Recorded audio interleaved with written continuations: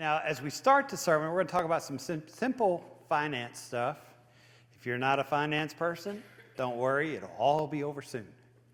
But it's a principle I've been thinking about this week. I saw an article which was actually on a totally different subject, but it kind of started the way this sermon's starting. And as I was thinking about it, I was like, I can fix this article. So that's how this sermon came about. There is something which many people have said, it's been attributed to Albert Einstein. It's called the eighth wonder of the world. And it's how either in your life you're going to have to work for your money or your money is going to work for you. And so compound interest is one of those things where you are either controlled by it or you are greatly blessed by it. To make a simple illustration of how it works together, compound interest, what that is you owe a certain percentage of interest on a loan. Maybe it's a car, maybe it's a house, maybe it's a tractor, whatever it may be. And so each year, as you're paying your bill, there's interest which is added. In the first year, it's not a big deal. Second year, still not a big deal.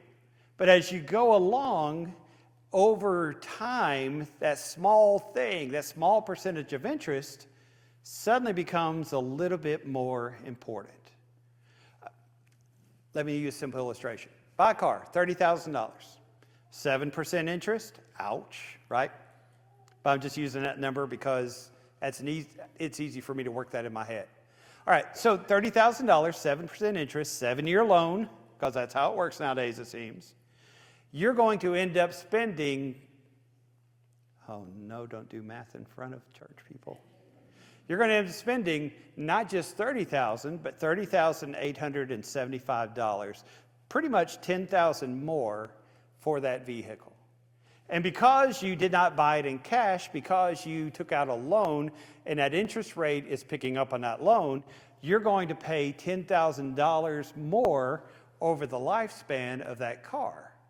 And so there's an example of how compound interest can work against you, and you're having to work longer. That car is not $30,000. That car is almost $40,000.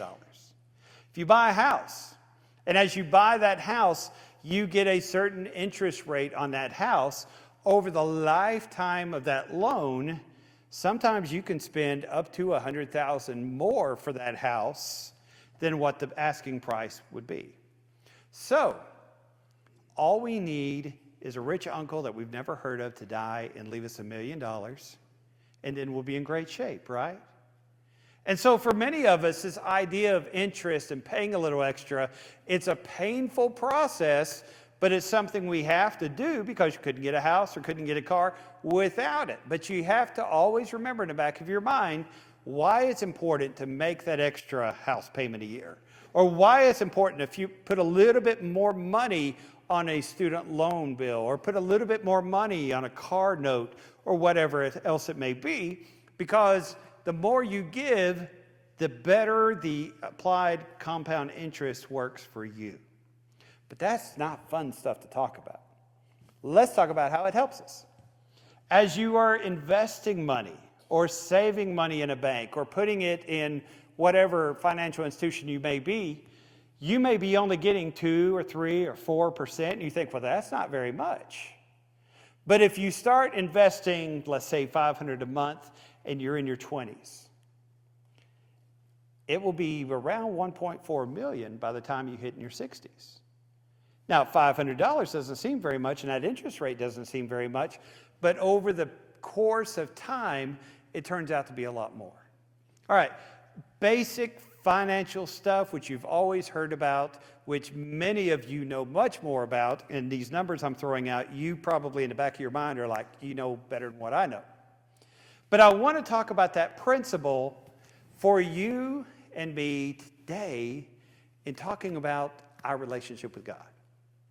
Because that compound interest, I think, shows a lot about the journey that you and I are taking with Jesus.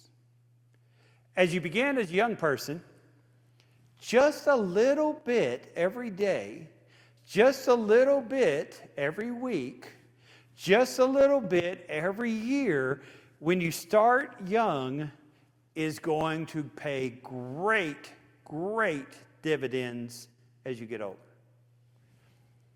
Those small things that you allow in your life that Satan has convinced you to not flee from, those small things that you allow to happen over the years are going to grow into bigger and bigger and greater problems. The only passage I usually quote out of Song of Solomon, catch the foxes before they are in the vineyard. In other words, take care of those small problems and add small good things, and over the years, it's really going to help you where you're going to be. Now, you may still not understand where I'm coming from, but that's okay, because I'm about to tell you where I'm coming from. 4 different ways we see this happen. First of all, think about your discipleship, your relationship with Jesus. Seriously, how many sermons do you need to hear? You ever think about that? If you're here every Sunday, that is 100 sermons. I don't think I could even bear to listen to me that much. What is your favorite sermon I've preached over the years I've been here? Maybe you remember one. Most of us, it's like kind of a mush, you know. Maybe you remember a moment or two here, this happened or that happened or whatever. But even though you may not remember a specific sermon, even though you may not remember a specific passage, even though you may not remember what was preached the second Sunday of December of last year, week after week, hearing the Word of God and hearing it applied will help you grow as a Christian. Hopefully you're staying with your daily Bible reading. If you are, you're hanging out somewhere in 2 Samuel, life is good. And you may read a passage, and you may say, that didn't do anything for me. And you may read that same next passage next week or tomorrow, and you may say once again, well, I don't know. But day after day of daily Bible reading makes a huge difference as time goes along. Same with your prayers. Same with your giving. Same with your discipleship. I've noticed something around my house is sometimes I'll have a tree grow. It's kind of a weed tree. And what I mean by that, I didn't plant it. It just appeared. And today it may be here. By the end of the summer, it may be as tall as some of these screens. Some trees grow really, really fast. But when they grow really, really fast, when a storm comes, there's not a lot of foundation there. When issues in life begin to happen around that tree, they oftentimes will fall apart, or they oftentimes seem to not produce really good things.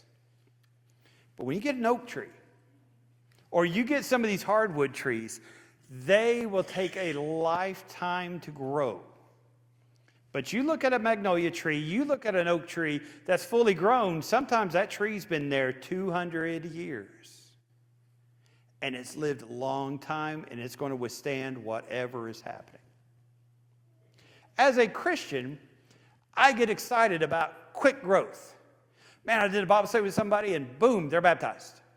And wow, I went and invited somebody to church, and here they are. And I'm excited about quick growth, and I'm excited about those things that I see happening here and there. But what really lasts many times are those people that aren't the flash in the pan. They're not the ones we have in the bulletin and say, wow, look what they did. But every Sunday, they're here. They're here to the point where they have a pew. You know how some Christians have their pew? And as time accumulates and as time goes on, those people are strong. They're resilient. And even when something happens in church, it's not good. Even when things are happening in the world that's not good, next Sunday they're going to be in that pew because the investment they've made day after day after day after day. How do you make elders? Well, you read the qualifications, 1 Timothy 3, Titus chapter 1. Both lists of qualifications say they're not to be a novice. In other words, they've got to be experienced. And that's true, absolutely. Because an elder is not created when he's 60 or when he's 50 or even when he's 40. An elder is created when he obeys the gospel and he begins to grow. He begins to be a leader. He begins to be an example. And it won't be long as he has raised his family in the Lord that people are going to point to him and say, you know what? That's one of our leaders. That's somebody who needs to be a leader. Preachers usually aren't grown fast. You get a younger preacher, and wow, sometimes you wonder what happened in that sermon. You know? He's like some of those people in Acts 8:4, they went everywhere preaching the word. But over the years, they improve, they mature, they grow, and they study. How about parents? You're not an expert when you bring that child home from the hospital. But as you go along, each day of working with that child, each day of working with that toddler, each day working with that preschooler, each day working at the t-ball and the basketball court, each day as you're dealing with them as a teenager, as they drive away for the first time, as they go to college, each day's investment turns you into a parent. How do you become a Christian? Well, yes, there's a gospel plan of salvation.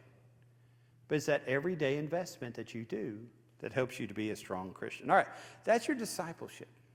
Number 2, your kids.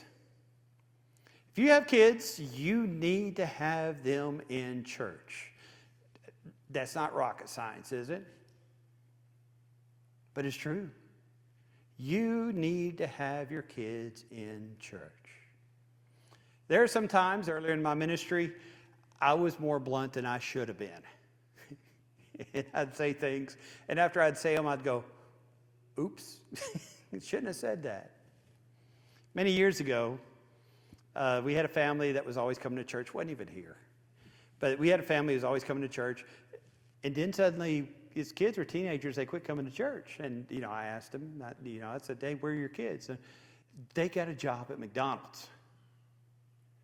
And I said, on Sunday? And they said, yeah, they couldn't get off work. And I said, but your kid plays soccer on Saturday. And they're like, well, yeah, he's on sports teams. He's asked to do that. Here's what I said that maybe I shouldn't have said. Your kid's getting paid $7.25 an hour. You just sold your kid's soul for $21. I shouldn't have said that. I got in trouble. But that's what I was thinking in my mind. And when I said it, they said, no, it's not just the money. Think about the responsibility and the character that they're building. And I thought, character of not coming to church?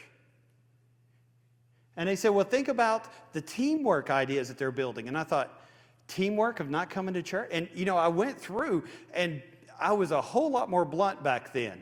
And I got myself in trouble. But when you think about raising your kids, and you think about your kids growing up, what spiritual investment are you making in these kids?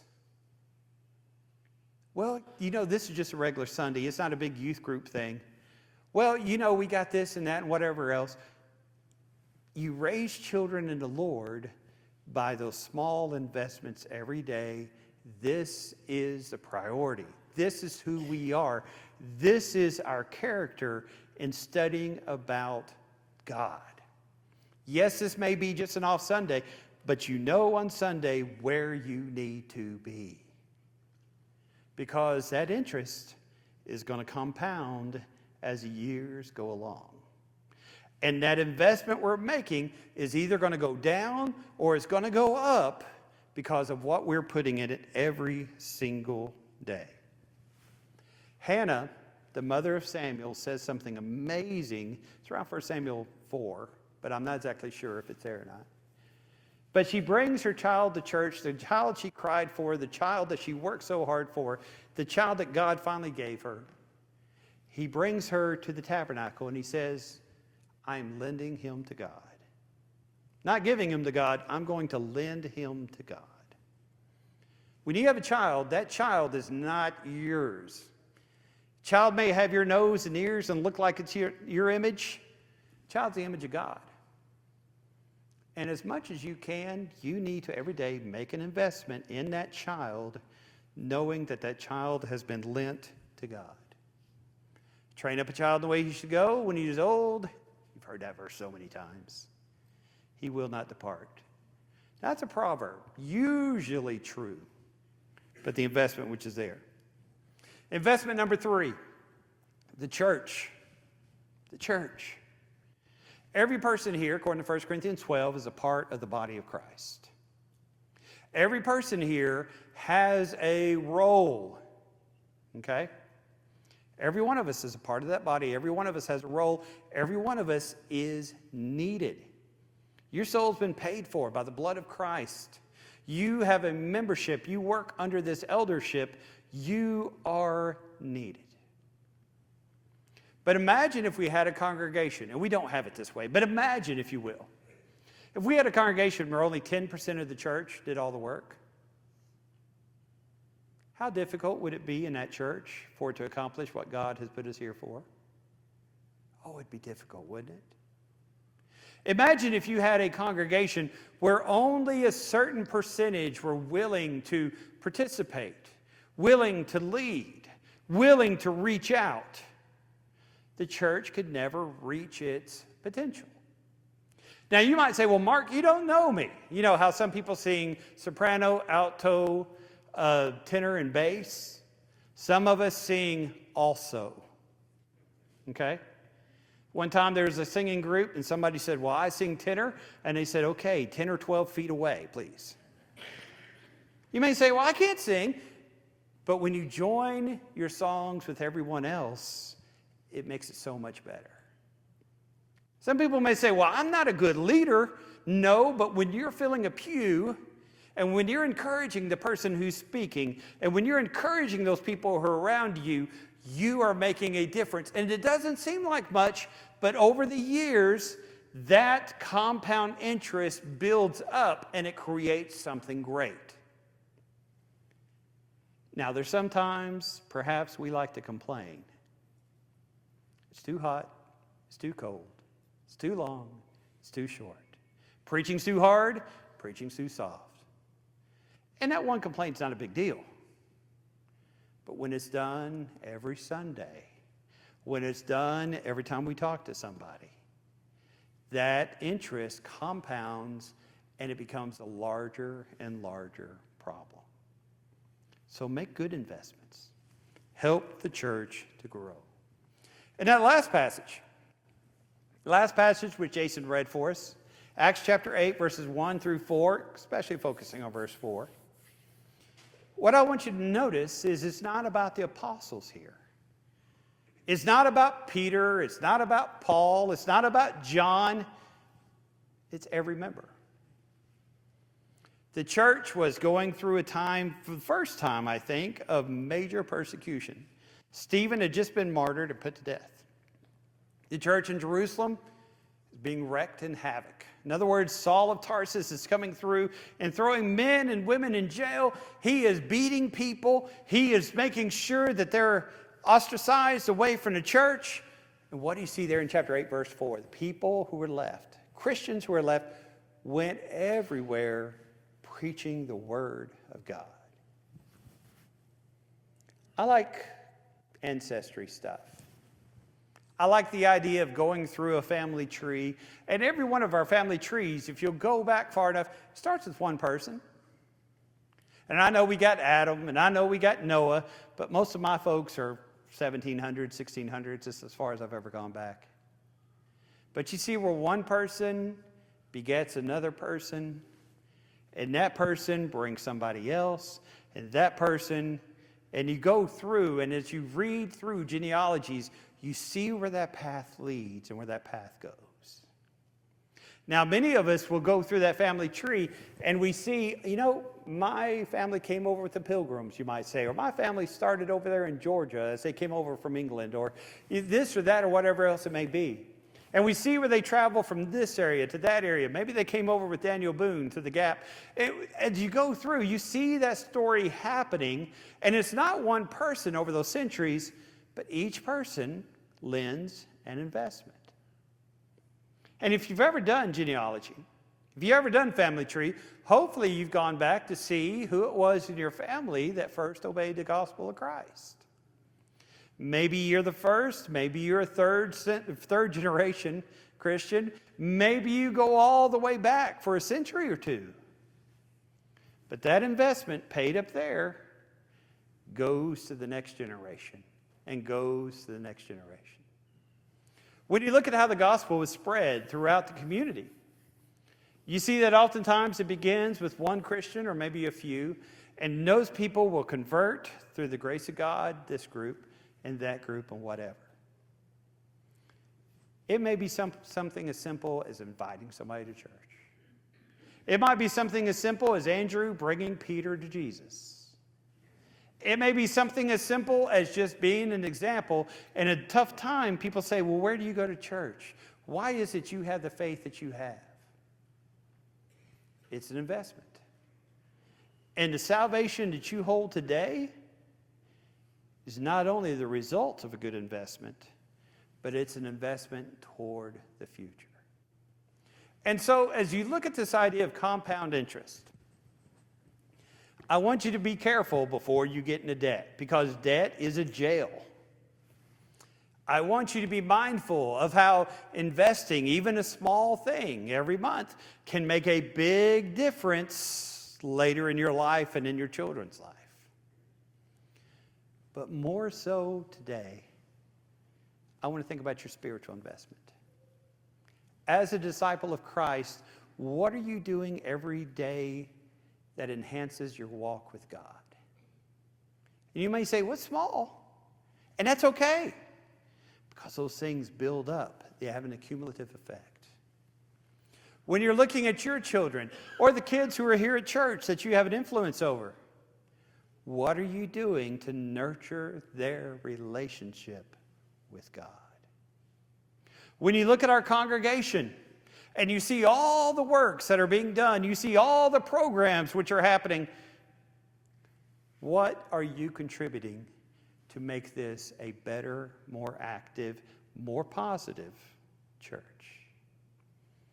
When you think about the power of the gospel of Christ, and you realize that God works through people to save people, what are you doing, whether by encouragement, example, or evangelism, to bring people to church? It may just be a small investment, but God takes those things which are small and He makes them great. Be sure every day to give something to Jesus.